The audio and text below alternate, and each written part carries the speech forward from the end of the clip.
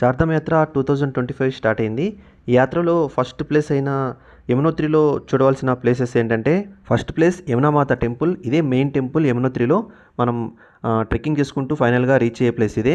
Second place ఏంటంటే అక్కడే ఉంటుంది, అంటే యమునోత్రి ధామ్లోని మెయిన్ టెంపుల్లోనే ఉంటుంది ఈ ప్లేస్ కూడా. దీన్ని సూర్యకుండ్ అంటారు. ఇది ఒక హాట్ వాటర్ స్ప్రింగ్, అంటే తెలుగులో వేడి నీటి బుగ్గ అంటారు. ఇది నేచురల్గా ఫామ్ అయి ఉంటుంది. ఇది ఒక జియోలాజికల్ వండర్ అని చెప్పొచ్చు. Third place Divyashila. దీనిని యమునా అమ్మవారి స్వయంభూ రూపం అంటారు. ఇది కూడా యమునోత్రి ధామ్లోని మెయిన్ టెంపుల్లోనే ఉంటుంది. ఫోర్త్ ప్లేస్ సప్త ఋషికుండ్.